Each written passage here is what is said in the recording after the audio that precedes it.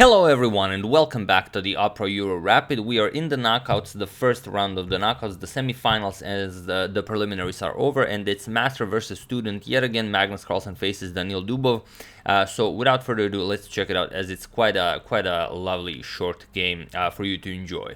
So Magnus in game 1 has the white pieces and he opens with e4. Sorry about that. We have e5 by Dubov. Knight to f3 by Magnus, knight to c6, and the bishop to c4. So, of course, you're going for you-know-what. But here, we have knight to f6. Dubov doesn't even give Magnus the opportunity to go for the Evans Gambit, unfortunately, so he goes knight to f6. We have d3 and the bishop to e7. So, just the two knights opening. We have castles and d6 by Dubov. We have c3, so pretty much standard stuff here. Castles and the rook to e1. And here, h6, preventing the bishop from being developed all the way. So knight b to d2, the knight going on its usual journey to g3 and then maybe to f5 in the future.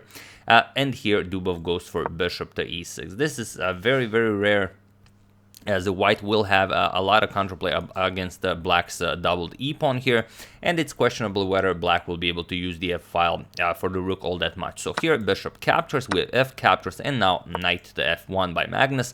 And now there is one game where knight to h5 was played in the database, but here Dubov plays a5, and it is as of move 10 that we have a completely new game.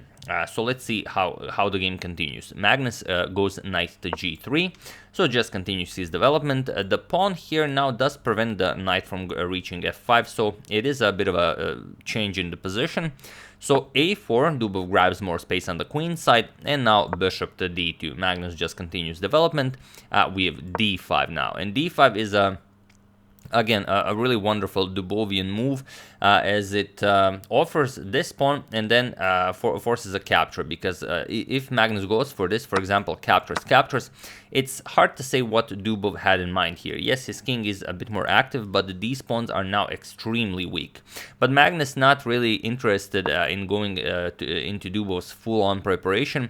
Instead, he goes for b4. So just says, I'm not touching that, I don't care what you have prepared. So here we have a captures on b3 en passant by Dubov, a captures, and rook captures on a1. We have queen captures, and now closing the position with d4. Now preparing d captures, and then the queen will be able to gobble up the d3 pawn. So here queen to b1, defending, and also ready to push b4 if needed in the future. D captures, bishop captures, and now bishop to c5. So now you can see that opening up the f-file is a bit scary for white, as there could be a lot of pressure on this f2 pawn here. So here b4 by Magnus, bishop to b6, and now even b5, pushing the knight away. Knight to d4, and now we have bishop captures on d4 by Magnus. If he goes for this knight captures on e5 move, then yes, he grabs the pawn, but Dubov has a lot of tricky moves here, such as knight to h5, just offering a knight for this queen to g5, and then it's definitely black who's attacking here, and Magnus again not interested to find out what's happening here. If captures, the both knights are now under attack. You go back, queen captures here, and it's not a bad position for black. So here Magnus goes for bishop captures on d4 instead. We have bishop captures, not going for e captures. E captures is sort of an improvement on your own position, because you undouble your pawns, but you lock out this bishop out of the attack. So it's a case of improving your opponent's position by improving your own position. Very rare in chess. So instead, after bishop captures on d4, we have bishop captures by Dubov, and now comes queen to b3. You could capture once again, but after captures and captures, it's again going to be a good position for blacks, because there's a lot of pressure on the f2 pawn. You could easily shift the attention to the d3 pawn, so not something you want to do. So instead, after bishop captures on d4, queen to b3, Magnus goes after the e6 pawn, and queen to d7, Dubov defends. We have knight to f5 now, possible as the queen is pinning the e6 pawn, and now knight to g4. Dubov just ignores the knight, as it's not really doing anything here. But now it actually is doing something. So here Magnus goes for knight captures on d4, e captures, and now this extremely important move e5.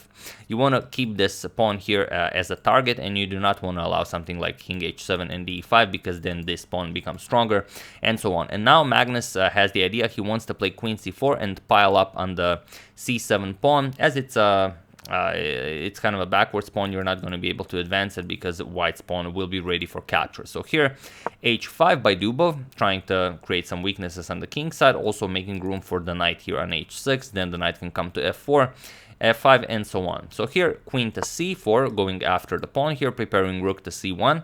And now, while you could play something passive like rook to d8, defending this pawn, so then rook to c1 comes, and then you don't really have a way of defending both pawns.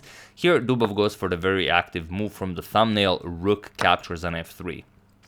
And now well, anything is possible now. Magnus, of course, has to capture the rook. There is no other option here. Knight to h6, as Dubov made it possible by playing h5, so the rook, the exchange sacrifice was very well prepared. And now rook to c1. Magnus shifts the attention to the c7 pawn, as he doesn't really see what Dubov wants here on the king's side. So knight to f5 by Dubov, now preparing some knight h4 to f3 ideas. And Magnus says, all right, that's way far off. I'm just going to capture the c7 pawn. So queen captures on c7, and now comes queen to d5 by Dubov. And here Magnus went into somewhat of a deep think, as well, it is a very scary position, and if something like queen captures knight h5, knight h4 happens, it's going to be very, very hard for white to defend. Now here you could go for something like b6, but it requires too much calculation, and it is a rapid game, so you don't want to allow Dubov to spend too much time calculating, as he's much lower on time. So here the point is, if you capture, you have this queen to d8 check, and then you shift the queen to b5, king h7, queen g5, and now you've defended everything, and the black doesn't really have all that many options. If you capture here, white captures here with check, and aside from that, you know, the rook is free to roam the c file, so there is no good way for black to continue this game. So instead, after queen to d5, Magnus goes for queen to c2, but now Dubov just goes knight to h4, and now there's a lot of pressure on the f3 pawn. Queen to e2 by Magnus, he goes on the defensive. Now comes knight captures on f3. And here you don't want to go king to f1, because then again knight captures on h2 comes with check. So king to h1 by Magnus boldly goes where no king has gone before, in front of that queen.